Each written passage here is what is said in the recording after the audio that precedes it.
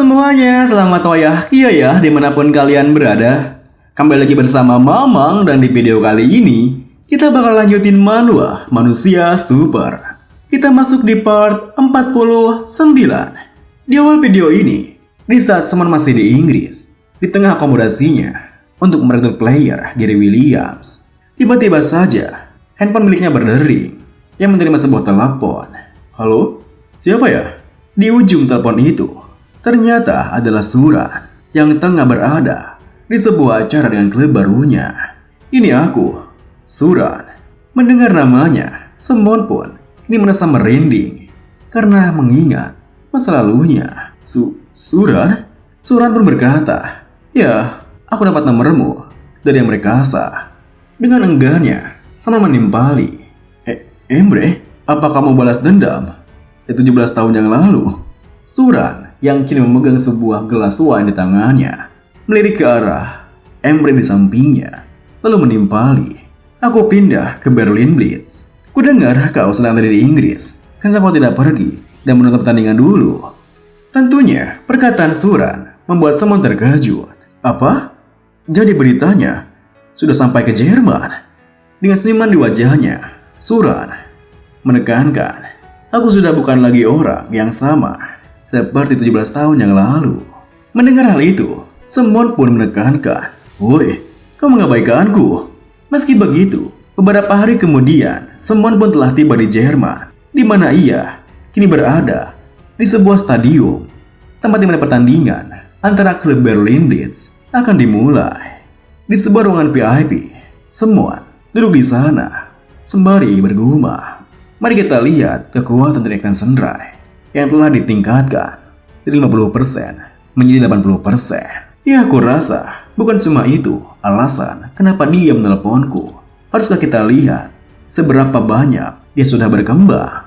Di saat kemudian, di saat para player dari kedua klub tengah masuki area sebelum ke dalam battlefield, para caster di sana pun mengomentarinya. "Wah, mari kita lihat player dari Berlin Blitz telah masuk." Di kana para player dari Berlin Blitz tengah masuki arenanya, Simon pun yang memperhatikannya bergumam, "Oh, dia, si top 3 itu, support terhebat di dunia, Daniel Manske." Tapi Cina selalu berfokus pada Suran. Mereka selalu melakukan pertarungan dengan tim yang berpusat pada Suran. Apa yang mereka rasa akan berbeda? Benar, aku penasaran apakah kelemahan itu sudah teratasi atau belum. Lalu, tim yang akan melawan klub Berlin Blitz adalah Munich, Wolfenreiter, dan Dengen. Tempat pertandingan kali ini akan diadakan di sebuah dungeon bernama Pillar of Creation. Klub Munich Wolfenreiter dikenal dapat berlari dengan kecepatan tinggi sambil berburu monster dengan serangan yang cepat. Kini, setelah para player kedua klub memasuki battlefield, mereka pun langsung memulai strateginya masing-masing. Gaya bermain mereka, klub Munich Wolfenreiter, adalah menyelesaikan permainan dengan mengumpulkan experience point terlebih dahulu. Sebaliknya, klub Berlin Blitz seperti biasa. Namun, kini ada perbedaan di mana dua tank dan Suran mereka berpisah dari kelompok utama dan mulai menyerang. Sebuah taktik yang berbeda dari biasanya. Ini seperti gaya bermain klub BSM dari Korea. Melihat hal itu, Simon pun tersenyum, bergumam, "Hah, Emre sialan, sudah beradaptasi untuk strategi tim kami dengan Pietro. Tapi memangnya, satu Extension Ray saja sudah cukup." Lalu, setelah melakukan serangan, Suran dan kelompoknya akan menghadapi mid boss dari lantai dengan itu. Dengan kekuatannya, Extension Ray, Suran langsung menghabisi mid boss di sana. Kekuatannya sungguh luar biasa hingga membuat para penontonnya bersorak untuknya. "Wah, itu kuat banget. Astaga, apa itu? Dia mengalahkan mid bossnya sendirian."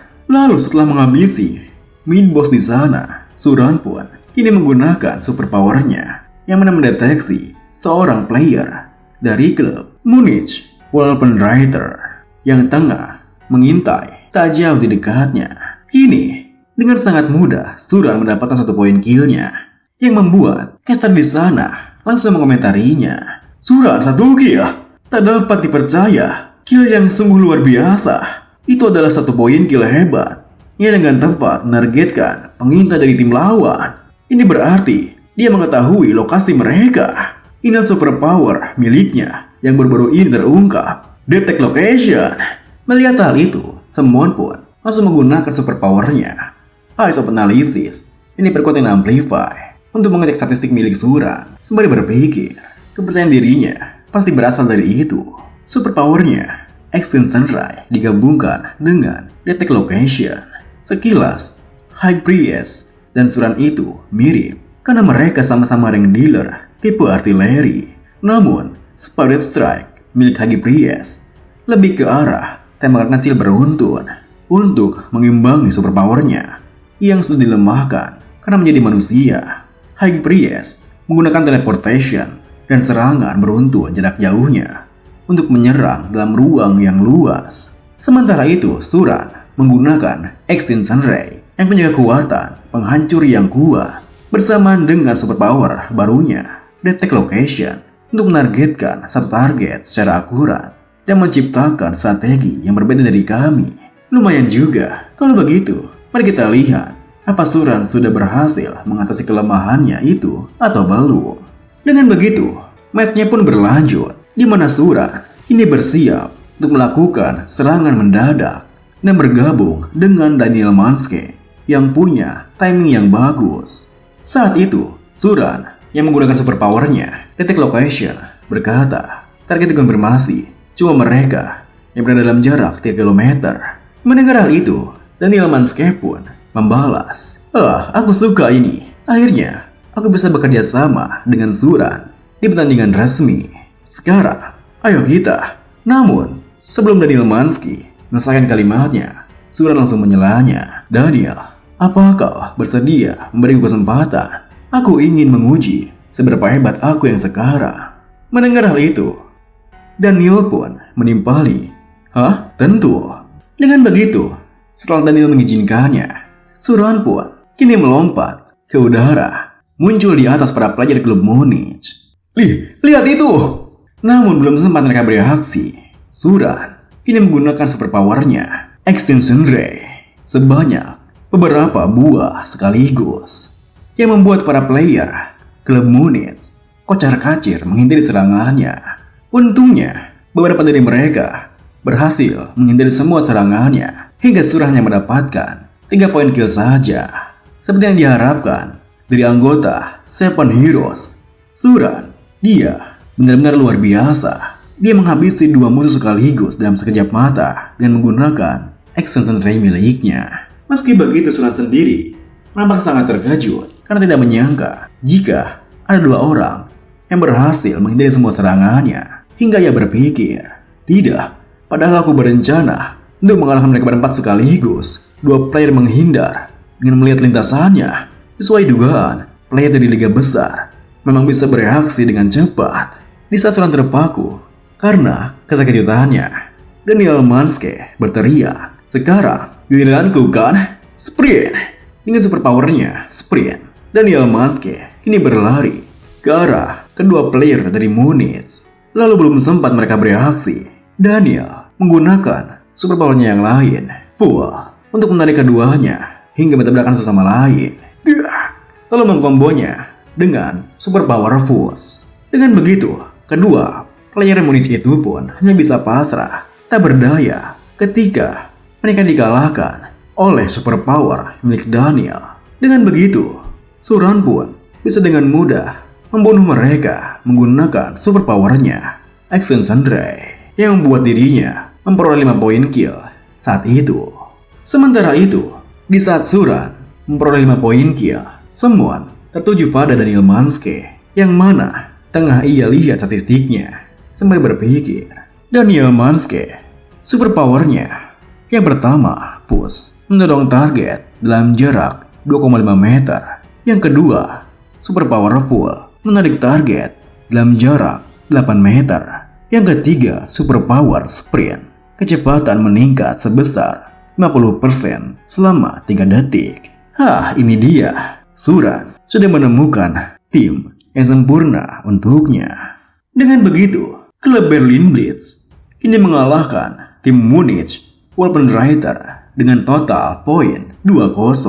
Setelah pertandingannya, di saat tim Berlin Blitz tengah beristirahat, di mana Suran, Emre Kasa, dan juga Daniel Manske di sana, tiba-tiba saja Semon menghampirinya. Wah, observasi yang bagus. Tentunya, kehadiran Semon membuat Daniel Manske terkejut. Wah, Tuan Semonyop! Semon pun melepas kacamatanya, menuturkan, senang bertemu denganmu untuk pertama kalinya. Dengan sumringahnya, Daniel membalas, apa kau melihat pertandinganku? Kau pasti datang untuk bertemu dengan Suran atau pelatih kan? Semon membalas, apa yang harus kulihat dari mereka? Bukannya kau lebih hebat? Tentunya pujian Semon membuat Daniel semakin melambung tinggi harga dirinya. Benarkah? Apa kau mau bertukar kontak denganku, Tuan Semon? Semon pun dengan senang hati menimpali.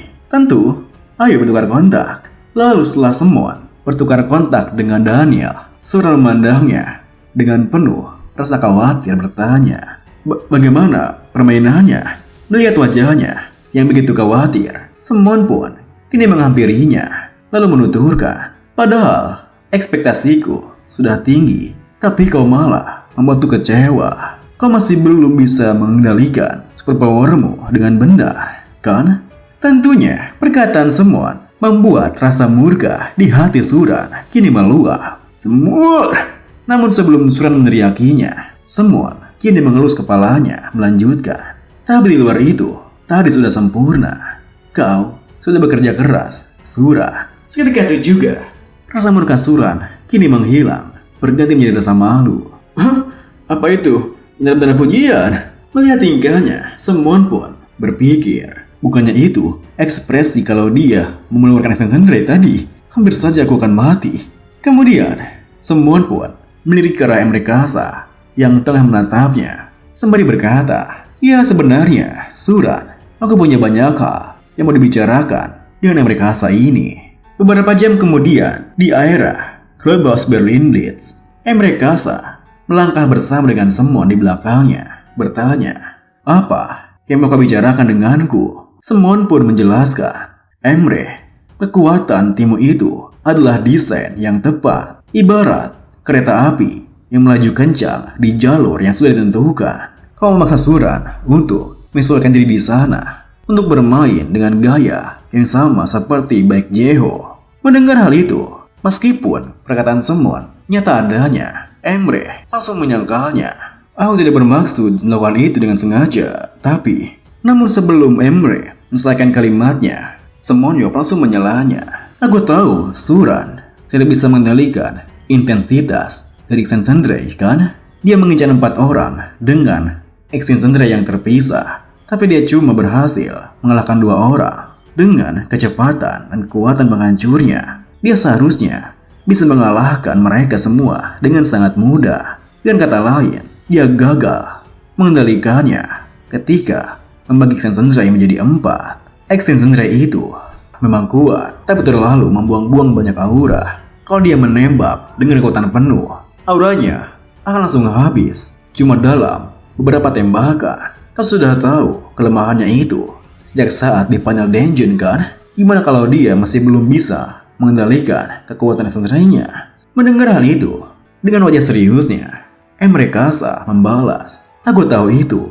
Semonyo. Namun, aku yakin itu akan bekerja dengan baik dalam pertarungan nyata. Lagi pula, pada akhirnya, dia berhasil mengalahkan mereka berempat. Berlin Blitz kami berbeda dengan tim Cina. Suran bukanlah satu-satunya player luar biasa yang kami punya. Kami bisa tinggal menghabisi lawan sebelum aura Suran habis. Mendengar hal itu, Semon pun menghela napasnya menimpali. Ya, pokoknya, kalau kau berencana menggunakan Suran, kau harus bisa menyempurnakan Extensandre miliknya. Mau itu menggunakan cara mencambuk atau menghinanya dengan kelemahan yang tidak jelas begitu.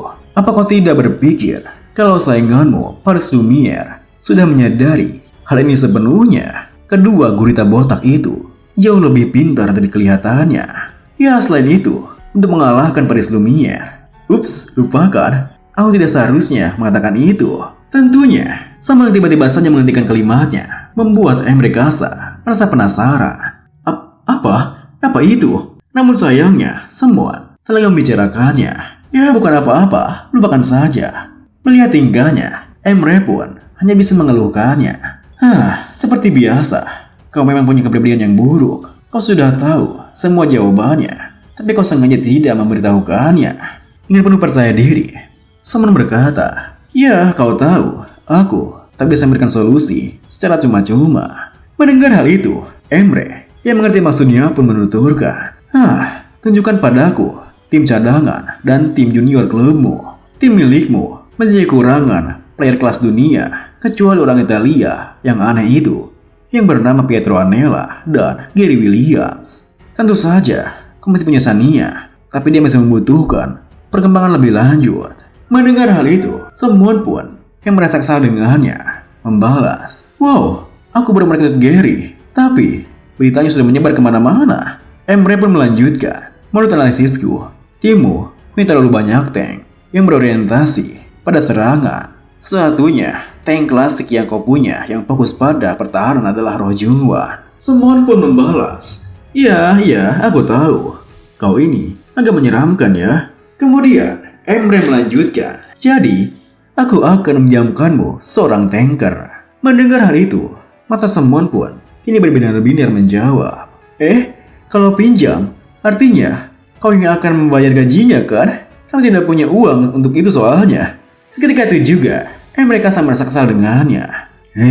Separuh. Aku akan menanggung separuh biayanya. Dengan sumringahnya, Samuel berkata, oke, akan kupilih sendiri siapa yang akan aku bawa. Apa kau setuju? Sekarang, mari kita bahas solusi dari guru Semonyob ini.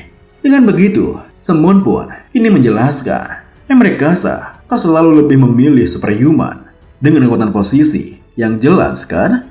Tidak seperti aku yang lebih memilih player secara serba bisa yang mampu bermain di banyak posisi. Pendekar pedang menjadi pendekar pedang, pemanah menjadi pemanah, dan penyihir menjadi penyihir. Mereka setia pada peran tradisional di setiap posisinya. Kenapa kau memilih begitu? Emre menjawab, karena Denjen selalu punya banyak variabel. Semon pun melanjutkan, ya, Denjen selalu punya informasi yang tidak diketahui, dan kita harus selalu berimprovisasi setiap saat. Memangnya Battlefield berbeda? Emre Kasa menekankan, ya, itu berbeda. Battlefield adalah permainan di mana para player terkenal akan bertarung di dungeon yang juga terkenal. Tidak salah kalau bilang, kalau kau bisa melakukan posisimu dengan baik tanpa ragu-ragu dalam situasi apapun, maka satu orang saja sudah cukup. Mendengar hal itu, Semon pun menyangkalnya. Tapi bagaimana ketika yang dealermu terpojok? Bagaimana kalau milik dealer milikmu dikepung dari segala sisi oleh rank dealer? Bagaimana kalau tankermu tinggal sendirian tanpa adanya dealer yang tersisa? Satu-satunya alasan kenapa timmu bisa aman adalah karena kau punya seorang pemecah masalah di dalam timmu. Mendengar hal itu, Emre pun teringat kepada playernya, Daniel Manske. Lalu, Semana melanjutkan, ya, orang yang barusan kau pikirkan, menurutmu seberapa besar pengaruh Daniel Manske di dalam timmu? Emre pun menjawab, jadi maksudmu, Daniel menciptakan lebih banyak variabel dari yang kukira. Semana melanjutkan, 40%, setidaknya 40%. Orang itu mengambil setidaknya 4 dari 10 peluang yang dilewatkan orang lain. Kalau mau sedikit dilebihkan, kalau Daniel Manske ada ketika penyerangan tunnel dungeon, mungkin aku akan lebih memilih dirinya daripada dirimu. Begitulah kira-kira. Sampai sekarang, Daniel Manske sudah menciptakan banyak variabel terhadap rel yang kau pasang. Sekarang, biarkan dia memasang relnya sendiri. Biarkan timmu berjalan di atas rel yang sudah ia buat. Mendengar hal itu, mereka saya mengerti pun maksudnya. Melanjutkan, dengan begitu, aku akan bisa merespon terhadap berbagai variabel sambil mencari player yang punya fundamental yang bagus dan juga yang aku sukai. Aku mengerti maksudmu. Mendengar jawabannya, Semon pun membalas, sekarang tunjukkan padaku player mana yang boleh aku pinjam. Dengan begitu, Kini Emre pun memperkenalkan Semonyop kepada seorang player tanker bernama Paul Collins. Halo, ini dia, Paul Collins. Bagaimana menurutmu? Semon pun yang telah melihat statistiknya membalas. Oke, dia berguna. Dia tank klasik yang aku butuhkan. Kalau begitu, kirim dia ke Korea segera setelah berkas-berkasnya selesai diproses. Dan kau, Paul Collins, sambil menunggu naikkanlah berat badanmu, berhenti menurunkan berat badanmu untuk menjadi lebih gesit. Mendengar hal itu, meskipun Paul sedikit terkejut karena Semon mengetahuinya, meskipun dia tidak mengatakannya, Paul mengangguk membalas. Baik. Setelah melihat responnya, Semon pun berbalik pergi berkata, Oke, kalau begitu, aku pergi dulu. Namun, langkah Semon terhenti ketika seseorang berteriak padanya. Tunggu sebentar, Semonyop. Ternyata orang yang berteriak itu adalah Suran yang kini tiba di sana dengan tergesa-gesa. Suran? Ada apa? Suran pun berkata, akan berbeda. Berikutnya, pasti akan berbeda. Mendengar hal itu, Semon pun tersenyum menimpali. Yang benar, kalau begitu, jangan buat aku kecewa lagi. Di tengah pipinya yang memerah, Suran mengangguk, menekankan. Oke. Beberapa saat kemudian, di saat Semon tengah berdiri di atas sebuah bangunan, ia bergumam, aku sudah menyelesaikan semua urusanku. Haruskah aku berjalan-jalan lagi? Ini benar-benar tidak cocok untukku. Aku mau kembali saja. Oi, Ratu, buka pintunya. Mendengar hal itu, sang ratu pun, Queen of Underwater, membalas. Apa kamu sudah menyelesaikan semua urusan di sana? Semon pun menimpali. Ya, berkatmu. Kemudian, sang ratu membuka sebuah celah dimensi sembari berkata, baik kalau begitu masuklah. Dengan begitu, Semon pun memasuki sebuah celah itu, di mana ia berhasil tiba di sebuah ruangan yang disambut langsung oleh sang ratu.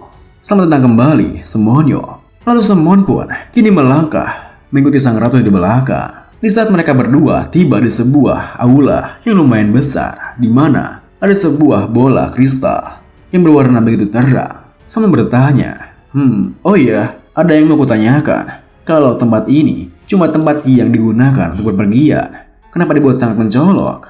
Sang ratu pun membalas, tempat ini mungkin karena ini adalah tempat yang hanya bisa diakses oleh beberapa raja di antara para penduduk bumi. Mendengar hal itu, Semon melanjutkan, tapi bukannya itu core dungeon. Sang ratu menjelaskan, itu memang tampak persis seperti core dungeon. Bahkan itu tampak lebih besar dari yang ada di panel dungeon. Sebenarnya, aku tidak tahu apa-apa tentang itu. Itu adalah core yang berbeda, yang berfungsi untuk mempertahankan tempat ini. Aku sudah memeriksa kemana core itu terhubung, dan ternyata itu tidak terhubung kemanapun. Tentu saja, kami telah melakukan riset. Tetapi, seperti yang kamu ketahui, sebagian besar catatan leluhur kami telah terhapus. Kami sudah mencoba menambangnya beberapa kali untuk melihat apakah itu bisa digunakan. Tetapi, bagian luarnya mengeras dengan luar biasa, sehingga kami tidak bisa menggoresnya sedikit pun. Pada akhirnya, karena kami tidak punya orang yang cukup, kami terpaksa untuk membiarkan begitu saja. Mendengar hal itu, Semon pun yang mulai mengerti maksudnya berkata, apa? Jadi itu artinya ini adalah dungeon juga? Cara pembuatannya pun sepertinya sama. Tapi kenapa tidak ada monster di area ini? Bukan seharusnya suasananya seperti ini? Sang ratu menjelaskan, setiap ruang punya tampilan yang berbeda-beda tergantung kebutuhannya. Tak seperti dungeon lain yang melepaskan monster untuk mendapatkan aura dari orang luar. Tak ada alasan untuk melepaskan monster ke jalan tidak terbuka untuk orang luar. Dengan begitu, tidak hanya ada dungeon di bawah tanah seperti ini, tetapi juga ada beberapa bagian yang menghubungkan mereka. Manusia yang tidak bisa membuka gerbangnya sendiri tidak akan bisa menggunakannya. Mendengar hal itu, Semon pun membalas, jadi itu seperti menggali terowongan bawah tanah di seluruh dunia. Itu sebabnya kau bisa muncul tiba-tiba dimanapun semaumu. Sang ratu pun tertawa menimpali. Ya, kurang lebih begitu. Namun perhatian Semon tertuju pada sebuah goresan di kristalnya hingga ia bertanya, tapi ini kau bilang kalian bahkan tidak bisa menggoresnya saat kalian mencoba menambangnya. Lalu ukiran bekas apa itu? Sembari melihat ke arah ukirannya, sang ratu berkata, mereka yang layak untuk membangkitkan kekuatan mereka. Itu bahasa kuno para underworlder. Itu bagaikan pepatah bagi kami. Mendengar hal itu, Semon pun kini melangkah maju, lalu mencoba menyentuh ukiran tersebut sambil berpikir, ada yang mampu mengukir pepatah itu di sini. Tapi bekas pedang yang jelas ini mengukir kata-kata dengan sangat jelas pada kor yang belum pernah dihancurkan oleh siapapun sebelumnya itu. Perkataan sang kaisar waktu itu, di mana ia adalah satu-satunya yang telah mencapai spiritualisasi senjata. Dan video ini pun diakhiri dengan, setelah mengingat semua hal itu, Semon pun ia yang terpikirkan sebuah ide gila, menatap ke arah sang ratu bertanya, "Hei ratu, apa aku boleh menghancurkannya?" Terima kasih buat teman-teman semua yang udah nonton. Mohon maaf jika ada salah-salah kata atau pengucapan Mamang yang kurang jelas. Sampai jumpa di video berikutnya.